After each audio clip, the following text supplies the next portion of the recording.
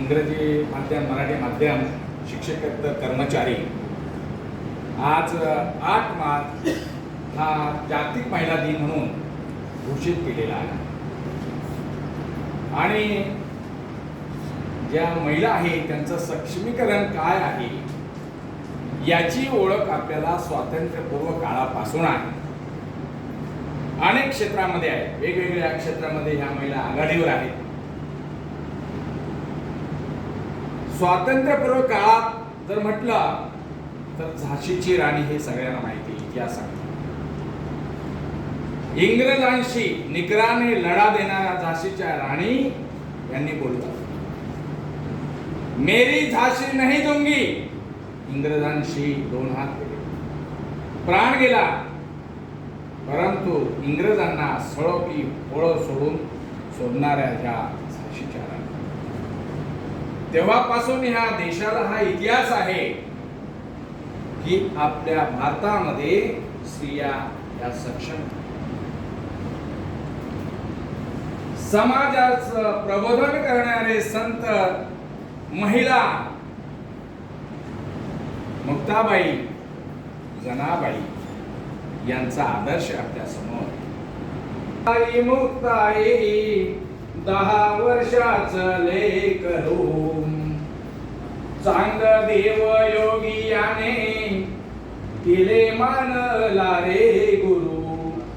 बघा संत मुक्ताबाईचं वय काय आणि चांगदेवांचं महायोगी यांचं वय काय, हे सक्षमीकरणाचं उत्तम उदाहरण आपल्या देशामध्ये.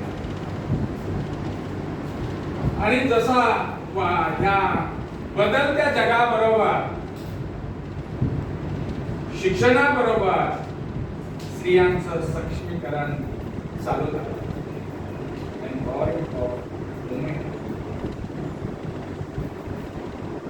साहित्य, कला, क्रीडा, राजकारण या सगळ्या क्षेत्रामध्ये आज महिला अगदी सक्षम आहे.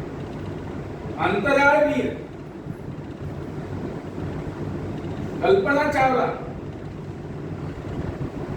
सुनीता विल्यम्स हे आदर्श आहे विज्ञानामधले. साहित्यामध्ये, कला क्षेत्रामध्ये लता मंगेशकर गान कोकिळा देशाच्या जगामध्ये असा आवाज होणे नाही पडत. कला क्षेत्र, साहित्य क्षेत्रामध्ये अनेक महिलांची आघाडी, अनेक वेगवेगळे लेखिका आहेत, त्यांची नाव आपल्याला घेतलं तर वेळ पुरणार नाही. त्याच्यानंतर क्रीडा क्षेत्रामध्ये सगळी क्षेत्र सुद्धा महिलांनी गाजवली. बॅडमिंटन असेल, सायना नेहवाल बघा, त्याच्यानंतर पी.व्ही. सिंधू क्रीडा क्षेत्र आहे.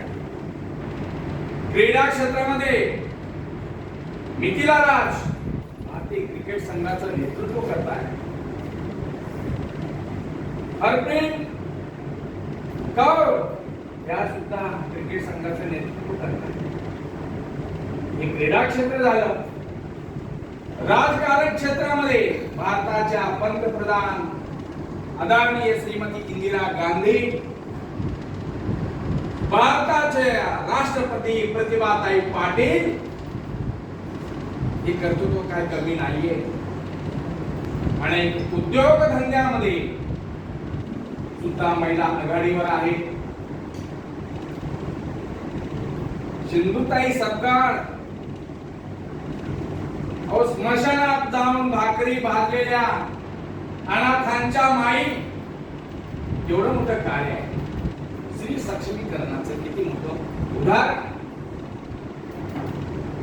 सिंधुताई सपकाळ नंतर नोबेल पुरस्कार विजेत्या मदर टेरेसांनी झोपडपट्टीमध्ये जाऊन कार्य केलेलं आहे, स्त्री शिक्षणाचं कार्य केलेलं आहे. आणि महाराष्ट्रामध्ये तुम्हाला सगळ्यांना माहिती, सावित्रीबाई फुले ज्यांनी तुम्हाला स्त्री शिक्षणाचा अधिकार प्राप्त करून दिला. आज स्त्री शिक्षण घेतल्यामुळे महिला सबलीकरण झालं, त्याला महत्वाचं कारण म्हणजे सावित्रीबाई फुले. त्याच्यानंतर